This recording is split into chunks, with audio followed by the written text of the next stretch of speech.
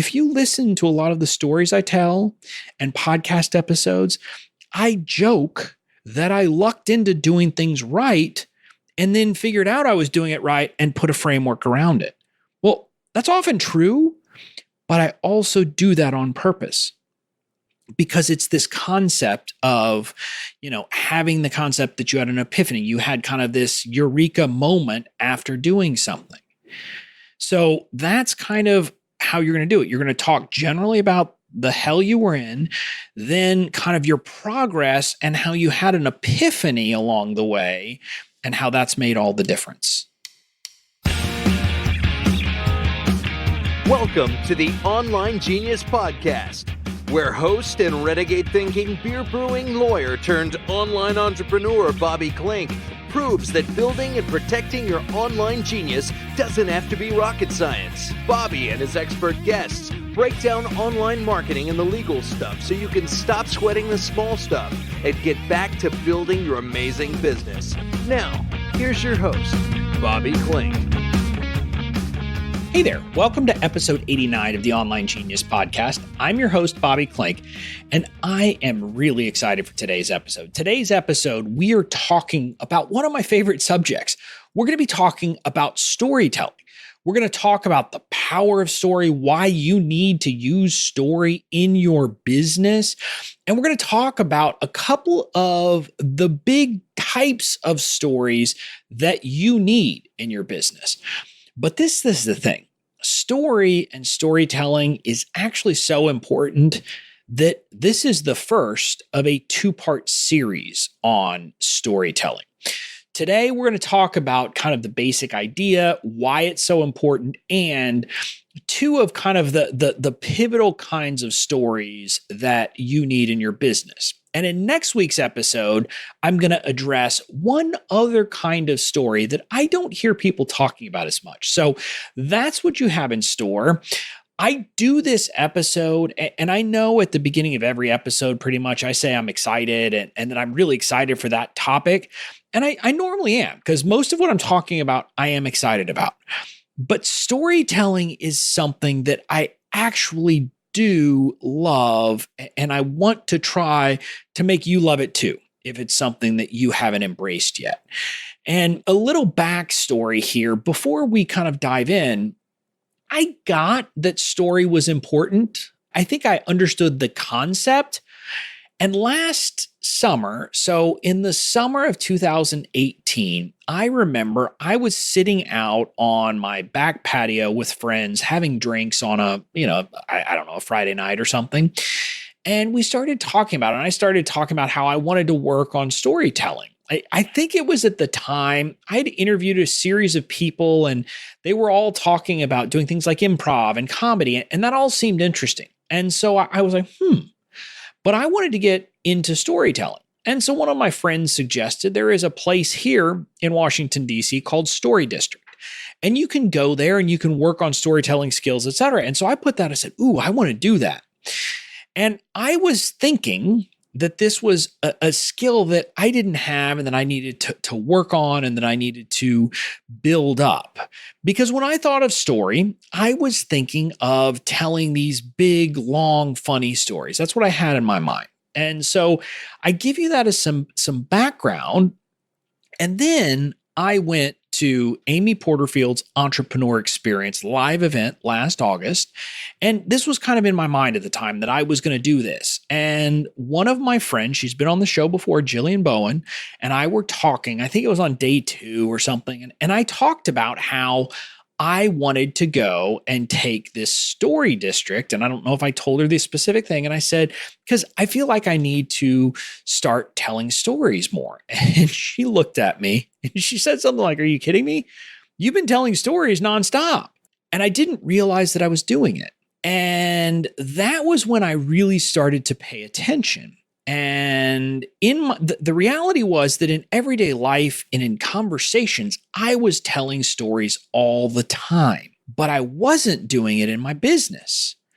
And so I made that subtle shift last August after that event. And so I've made that shift and I want to share with you kind of some of the concepts here. So that's the genesis. That's the story behind this episode and why I wanted to share it with you. So that's what we're going to be talking about today's episode. We're going to be talking about power of story, why you need to be using it, and then also talking about the two kind of different kinds of big stories that you need for your brand. But before we dive in, this episode, as always, is brought to you by the Online Genius podcast community on Facebook.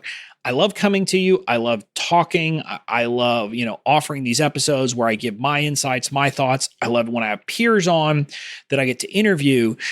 But in reality, that's me just talking to you. And I want to talk with you. I want to have conversations. I want to engage with you. I want to do all of that. And we can't do that on this podcast. That's just a reality. So that's where the community comes in. It's where we can interact, where we can talk about storytelling. We could talk about digital marketing. We could talk about building an online business. We could talk about the legal stuff. Heck, if you want to talk about beer, I'm happy to talk about beer or coffee. I'm pretty passionate about that too. I just want to have a chance to actually connect with you. And that's what we do in the community.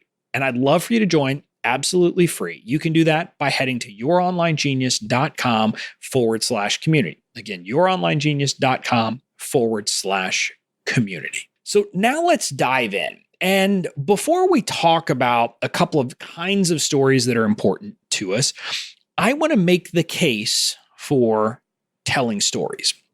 And the big point that a lot of people will talk about, and that I think is important, is to understand that we as human beings are wired to remember stories and to relate to them. If you think about it, that's why we love movies. That's why we have told stories as a species forever.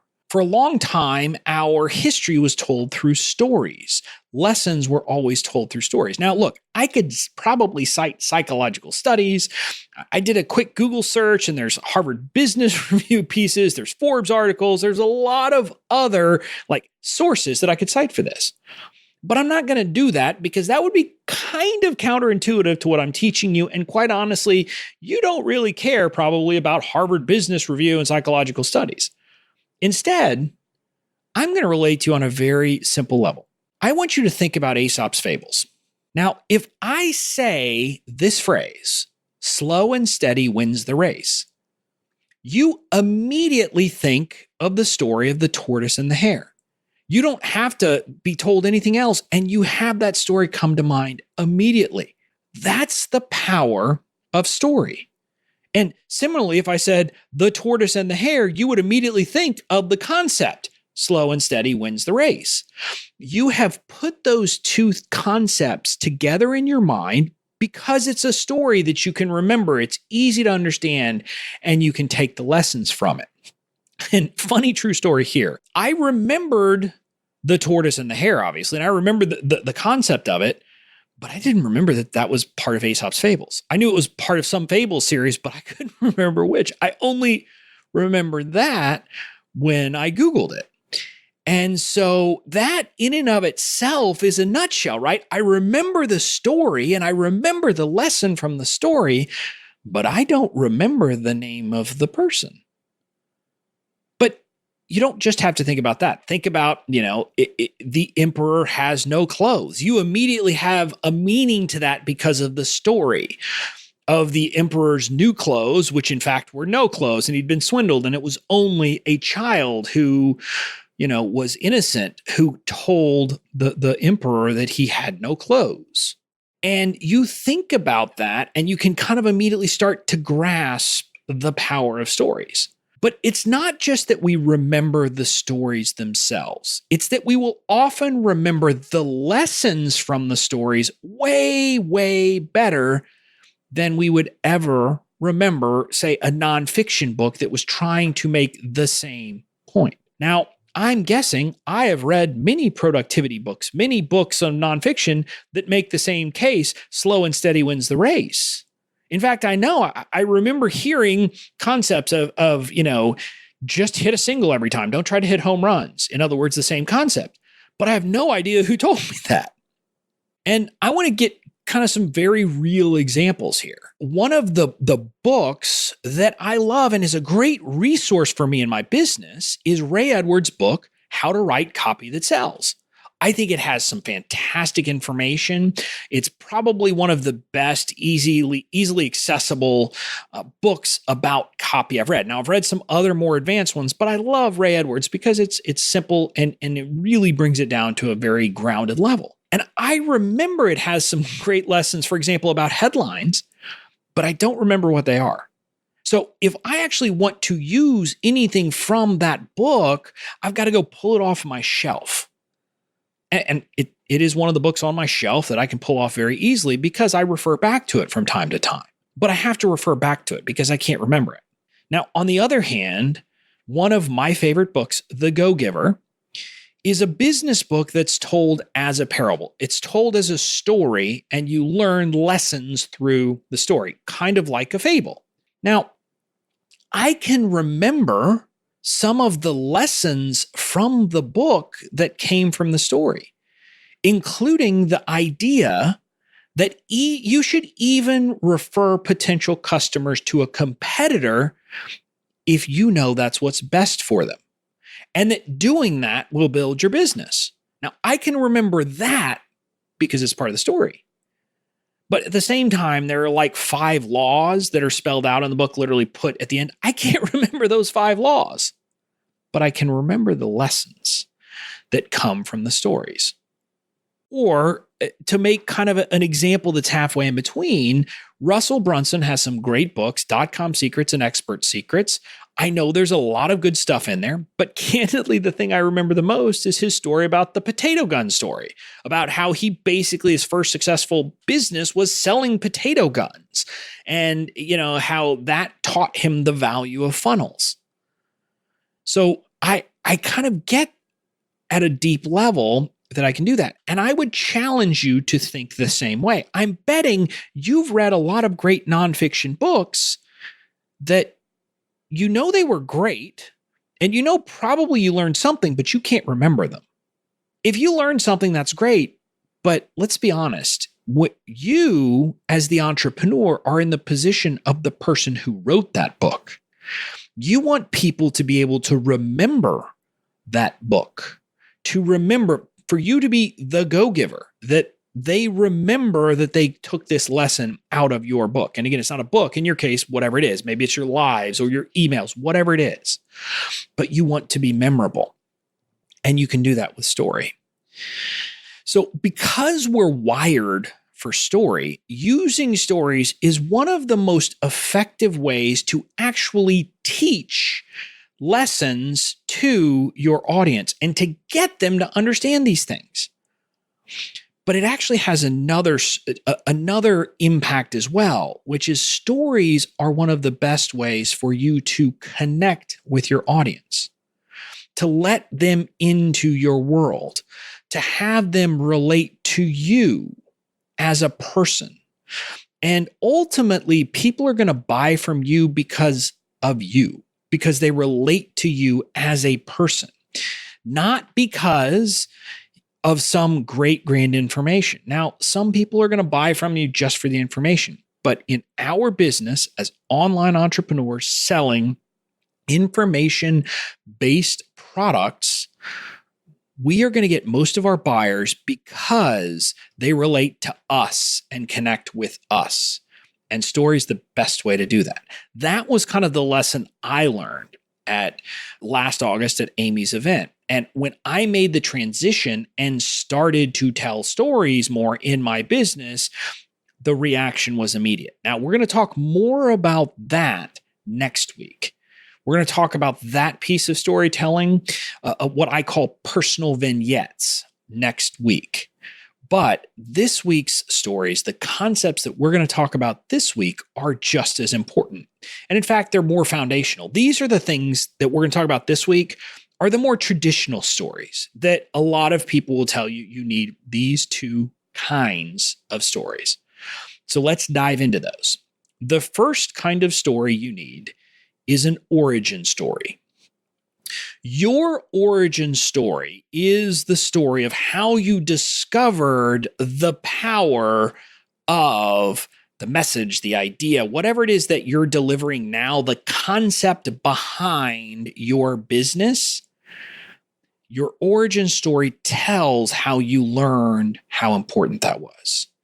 In other words, how did you get to be an evangelist for whatever idea, concept, or like vehicle you're selling? And vehicle here is, the central concept. It could be something like if you're someone who teaches people about Facebook ads, it's Facebook advertising, for example. So that's what your origin story is. And in most cases, your origin story is going to be a story of how you went from where your fans and potential customers are right now to where you are right now. In other words, how did you make the shift from struggling, whatever your fans are, to successful? So that is what you're going to do. Now, in that, and I say that's the most traditional one. It's not always that way. Sometimes you're different. And I'm going to give you an example of that right here. In my legal stuff business, my origin story was different, right? Because I had the information, I had the credibility of my degree and my professional training as part of what the value I brought. But I still wanted to have an origin story that explained how I took that and started applying it the way I did. But that's a non-traditional case. If you are someone who is qualified based upon very specific training and you're not someone who is multiple steps ahead of where your fans and potential customers are, it's a slightly different twist, and that's slightly harder. But that is not the normal case. In the normal case, you are someone who literally you were where your customers or potential customers are now. Maybe it was a year ago, maybe it was 6 months ago. I don't really know how long. It will depend from person to person. And your origin story is how you got out of the struggle. So it's going to have components of what we call the heaven and the hell. The hell is the pain, the frustration, the difficulties, the obstacles that you were facing before and that your potential customers are facing now. What are they thinking? What are they feeling? What are the kind of the things that are in their life that you can really speak to that you were there too? And kind of the obstacles and challenges that you faced. You're going to want to paint that picture in your origin story. And if you think about it, when you do that, what are you doing? You're immediately painting a story that your customers or potential customers can relate to and can relate to you. But you don't dwell on the hell. You also talk about the heaven. This is where you talk about where you are now, where you don't have to deal with those pains, frustration, difficulties, and how things are smooth sailing for you now and what that means for you. So again, if you are teaching entrepreneurs how to do something, often it's going to be around leads and sales, candidly. It's going to be talking about how, before you were struggling and you couldn't, make much money and it was always seemed like an uphill battle. And then now you're at a point where things are easy, where people buy from you effortlessly. And as a result, you're more secure, but also you can spend more time with your family and you don't have to feel like you're hustling all the time and you're not having to constantly deal with that struggle. So that's an example of kind of what you're going to do there. But you're also going to talk about how you got from the hell to the heaven. And this should be the idea that is behind whatever you're offering, whatever you're selling. Now, it won't be the actual product, right? Because, you didn't take your own course if you're selling a course, or you weren't a member of your membership, obviously.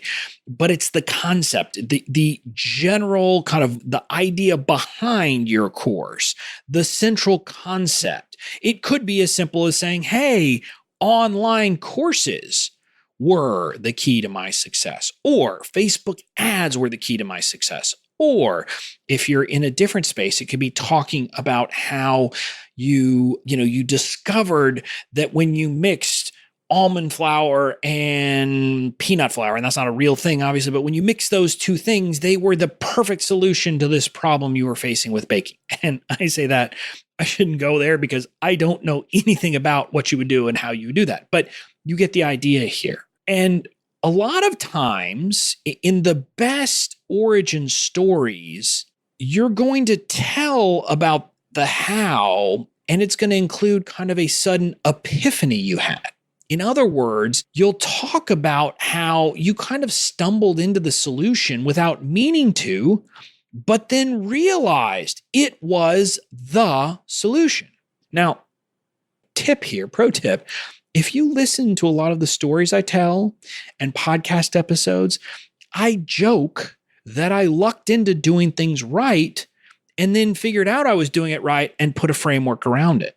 Well, that's often true, but I also do that on purpose because it's this concept of, having the concept that you had an epiphany. You had kind of this eureka moment after doing something.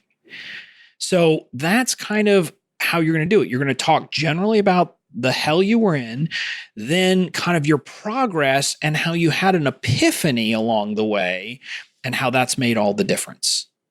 And so, in some ways, think of, I think it's Robert Frost, think of, the road not taken, I think it is, or the road less traveled, whatever the actual title is. The end of the poem is essentially, and I took the road less traveled, and that has made all the difference. So that last piece is kind of the message of your origin story. It's that you made this thing, you did something different, and that has made all the difference. So think of that as kind of an idea in your head when you're putting together your origin story. Now, your origin story serves multiple purposes. First, it's going to connect you with your audience because you tell a story that makes you very relatable. You are quite literally saying to them, I used to be you. I used to be in the exact same position. And if you've done your work well in advance, where you can speak to the fears, the pain points, the frustrations, etc., and you can mine that. And again, it should be true, obviously.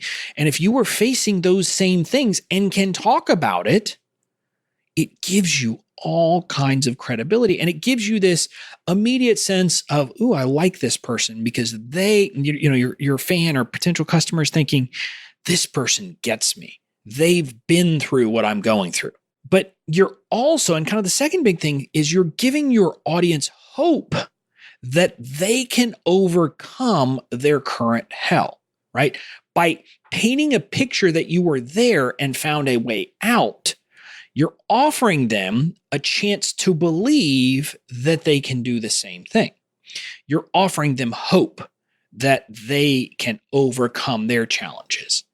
And then the third thing you're doing is you're establishing your one thing, your central concept, the central proposition behind whatever it is that you offer, or your approach, or whatever it is. The one thing is essentially that big idea, Russell Brunson calls it the big domino.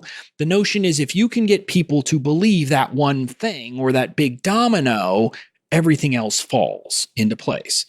And so you are establishing that and giving credibility to your one thing from the get-go. And you're kind of establishing this as the solution for people. And it gives that concept and it animates it and brings it to life. So that is those are the big purposes. And now I thought it would be helpful here for me to go ahead. And again, I'm doing this off the cuff here. I'm going to tell my origin story.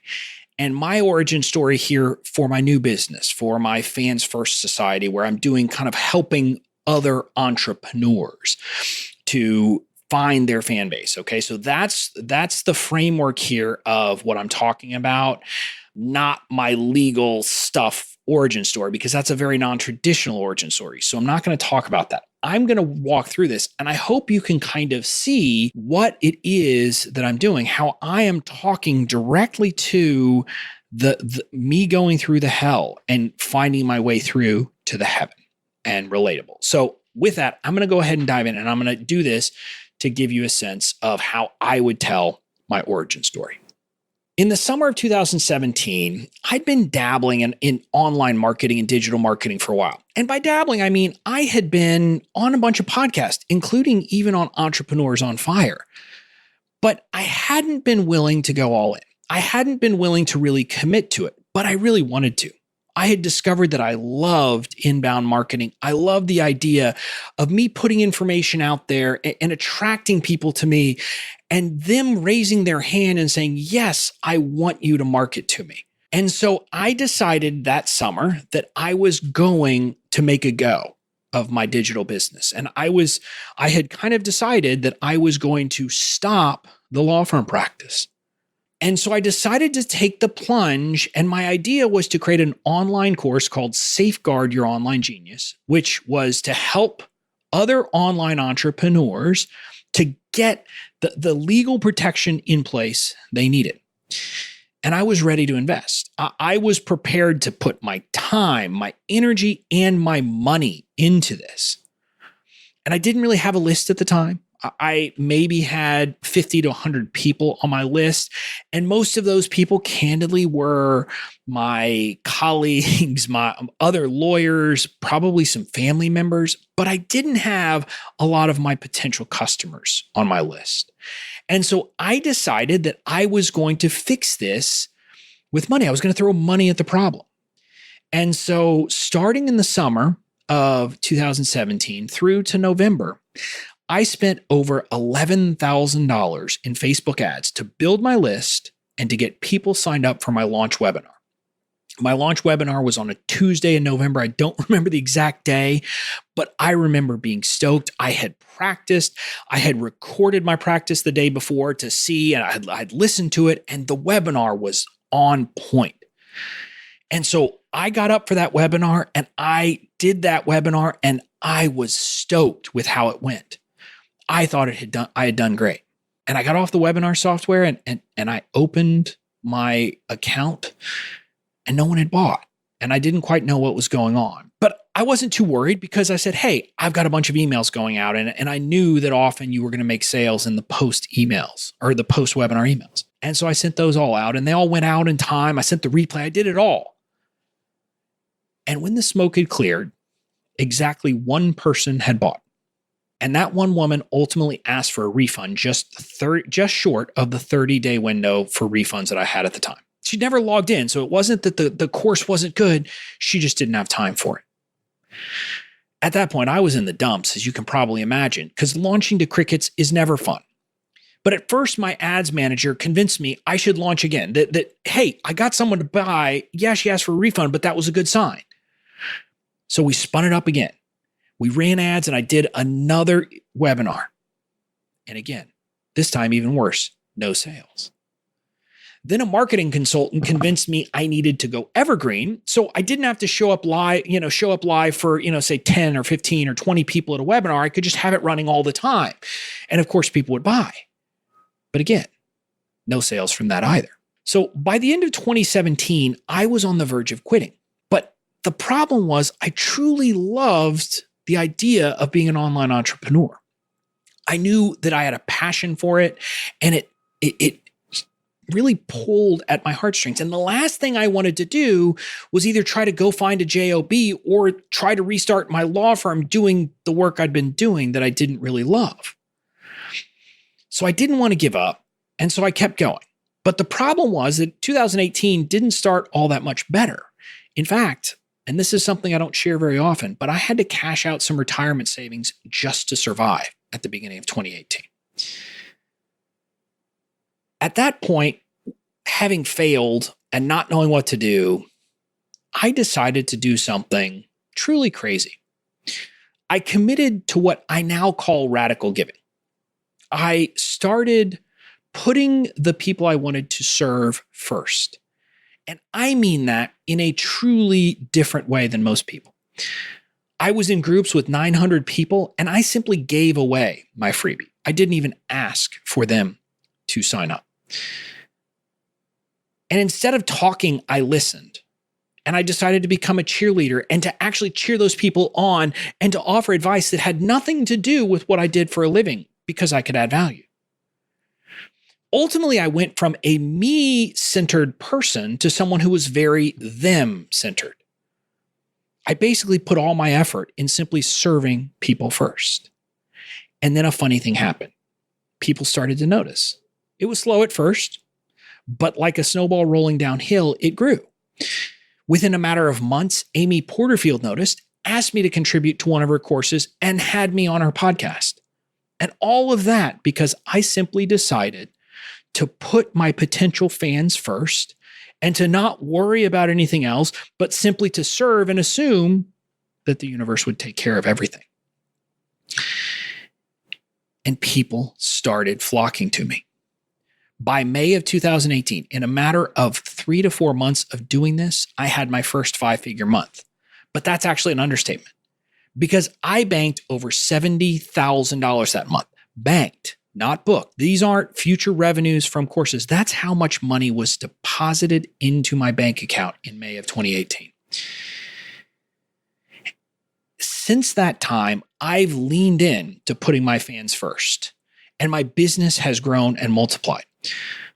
I'm on pace this year to do close to $1 million, and I don't ever have to worry about launching to crickets anymore because people literally are asking me every single week when I'm going to open the doors to my programs again. And I now have a group of committed fans who are basically my unpaid marketing team. They tag me on the daily and shut down anyone who questions my sincerity. All of that happened because I decided to put my fans first and to serve first in a truly authentic way, not the way that other people talk about in the online world. And these days, I actually spend as much time teaching other entrepreneurs how to find their own raving fans and how to do the same thing I did to build their businesses as I do talking about the legal stuff.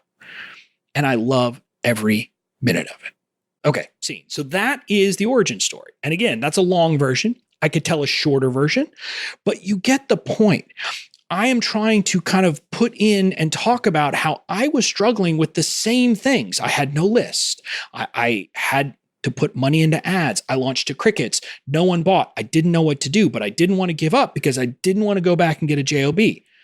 Now you can see how a lot of the people who are my potential customers and my fans have those same fears, have the same obstacles, have the same, I don't want to go back and get a JOB.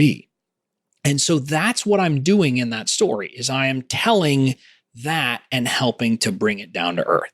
So I hope that's been useful. That's your origin story. So you need to spend time coming up with your origin story. And candidly, I haven't done a webinar or any kind of sales feature yet where I've had to pull this origin story out. So literally, I did that off the cuff. I created some bullet points before I hit record here, but that was me off the cuff. And I will continue to refine that and to really kind of dial it in because having that origin story is hugely important. And ideally, you're going to want to have different versions. You're going to want to have a version you can do that's a quick version, and you're going to want to have an extended version, and you're going to want to have a middle version, depending on the circumstances. So you can pull out different lengths of story for the right circumstance. So the first story you need to do, and the first thing you need to spend time doing is creating your origin story. That then takes us to the second kind of story that you need to tell. This is the story where you are not the focus, you are the guide, and your customers, potential customers, fans are the heroes. So this is the classic thing. You've probably heard this. In this story, we as the brand are Yoda and our customers are Luke Skywalker. The idea is to give your fans and potential customers hope that they too can be like Luke Skywalker. They just need you to be their Yoda. So that's the concept here. Now, if you've heard of story brand, this is the story brand concept. But I want to talk quickly about this because a lot of businesses make this mistake. If you go to their website, it's talking all about them. It's all about we and I. your website should be mainly you. And I'm saying that you should be using the second person you on your website. Because look, no offense, most people don't care about you. They care about what you can do for them. So you need to have your website and stories on your website and your language and your messaging where you are talking about your customers and potential customers, and even if it's a fictionalized version, as the hero. Now, the classic example of this type of story are case studies. Now, think of case studies as testimonials on steroids. So a testimonial is something like this. Hey, look at Joe. He made $30,000 using what I taught him, right? That's what it is. Or a testimonial is literally, a picture with a quote. That's a testimonial. And those are fine. And testimonials can be good because they can address objections and they can really, help you bat down things that people might be concerned about. But in reality, having case studies is much more effective. And a case study isn't them talking about how great you are. It's not a simple quote from them. It's not a, hey, look, in one line. It is a very in-depth, intentional telling of a story, very much like your origin story, but this time your customer is the protagonist. Your customer is the focus. You make an appearance as someone who helped them along the way, but the focus is on them. And so again, I'm going to give you an example of this to help you understand. And this is, again, an example from kind of the Fans First Society. I want you to meet my friend Melanie Lynn. She is an amazing entrepreneur who helps people bake delicious gluten-free and dairy-free dishes. Now, side note, I love gluten and I love dairy, but anytime I see Melanie post a picture of one of her desserts or baked goods, my mouth starts watering immediately, and I jokingly ask her to send it to me. She joked back one time that it probably wouldn't work for her to send me a dairy-free ice cream cake in the mail, but one of these days I'm going to get one. Well, Melanie is someone who has a great product, who has a great concept, has information to share with the world, and has a passion to do it. And so she joined the Fans First Society as one of my founding members, and it has been amazing to watch her flourish. Now, in the society, since joining, she created her first Facebook ad and got some feedback from the group and posted it, and immediately started getting people to click on the ads and click over, and she was getting great results. But there was a problem. Less than 25% of the people who clicked on her ad were opting in. At that point, she dug into the List Building 101 training inside the Fans First Society and tweaked her opt-in page using kind of the advice and the guidance in that training. Her conversion rate immediately jumped from somewhere below 25% up to right around 50%. And now she's getting leads on her list for less than 40 cents per person. That's been a huge boost. Now, as I'm recording this, she is on her way, getting ready for her first launch, and she is exploding her list as she's in the lead up to her launch, which gives her confidence to know that she has a good message and she has people who are interested and people who want to hear about what she has to offer. Okay. And see. So you get the point. It's very similar. I talk about her pain of, not having a good opt-in rate or conversion rate, and that immediately getting better based on one little thing. Now, if you listen to truly great marketers, they are constantly telling their customers success stories. Now, I want to be honest. This is one of those things that's really hard at the outset because you don't have a ton of success stories. And as I'm recording this, I have had the Fans First Society open for less than a month, so I don't have a ton of them either. But that's part of what you do. And so often when you do something like if you do a beta launch or if you do a founding member launch of a membership site, part of what you're trying to do is build up your book or your, group of case study stories. But if you're not there yet, even if you've worked with someone for free, you can talk about how you help them when you worked with them for free, even if it's not the program you offer, et cetera. Or if you did one-on-one client work, you can talk about how you help those one-on-one clients using the same lessons, concepts, et cetera, that you're going to use in, for example, a course. But at the end of the day, one of the important tasks that you have as an entrepreneur is to capture case studies and capture as many of them as you can. The idea is that ultimately you will have a case study for just about every objection. If somebody talks about, well, but I don't have this, you're like, oh, well, yeah, that's interesting. But so, that reminds me of so-and-so and she, blah, blah, blah. And you go down that list. Or if someone says, yeah, but that won't work in my industry. Well, yeah, actually it will, because I've got Joe over here and let me tell you his story. And so you want to be building up these case studies. And some of them will be things that you have, that you're telling proactively, but others you're going to have in your memory bank as stories that you can tell to diffuse certain objections that people might have. So that's what you want to be doing in building these stories up. And I want to talk about how you can start to do that and just kind of create processes in your business. Number one, if you have a Facebook group where people are in a course, a membership, et cetera, if someone posts something nice, screenshot it. If someone posts a nice comment, screenshot it. I just want you to start screenshotting these things. Now, legal issue, I want to give you some quick guidance here. If you don't have this in the agreement for your course or your membership, you need to make sure that you get permission from people to use that. You probably should do it anyway, but I'm saying right now, start to collect. Now, the other thing that I want to encourage you to do is if people send you emails, collect them, save them, screenshot them, et cetera, just so that you have them to start collecting and creating this kind of bank of case studies. And then once you've got these, you do want to start formalizing the process of actually talking to the person and getting them maybe on a phone or Skype or whatever it is. And then often you'll write up a case study and then get their permission to use it. But you want to start by just collecting it.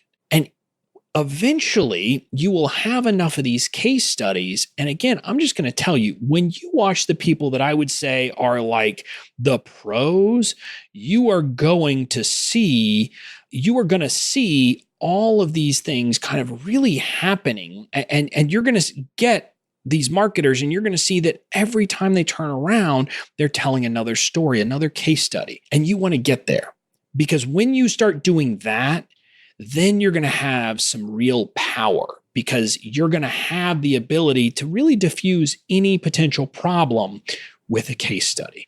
And that is truly powerful. That's case studies. Now, the other concept, if you don't yet have case studies, you can do things like explainer videos where you have I don't want to call it hypothetical, but it's not even the right word, but you kind of have an example in my case, it would be, for example, just an example entrepreneur, and you talk about the struggles they're going to, and then talk about how, they can be helped. And there you're often not going to be talking about yourself, but you'll be talking about the vehicle. You'll be talking about how getting this clarity on X point or whatever it is really will allow this person to get over the hump. So that's another option. But ultimately, case studies are what you want here. And so you want to start creating those from day one and create ways to actually get it.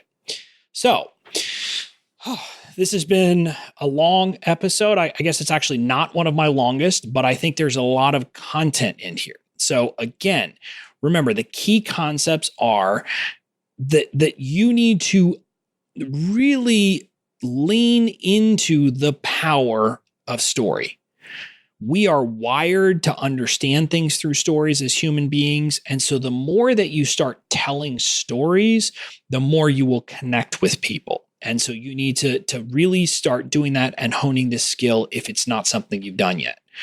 And you can start that by really nailing your origin story, talking about how you made the shift and how that has made all the difference. Again, remember the highlight there is, to think about it in the road not taken poem type of thing and I took the road less traveled, and that has made all the difference. So that is going to be the point of that story. And then get your case studies together and put a focus on this from the outset and start using these things. And if you can get them on, get people on video to talk about things, great.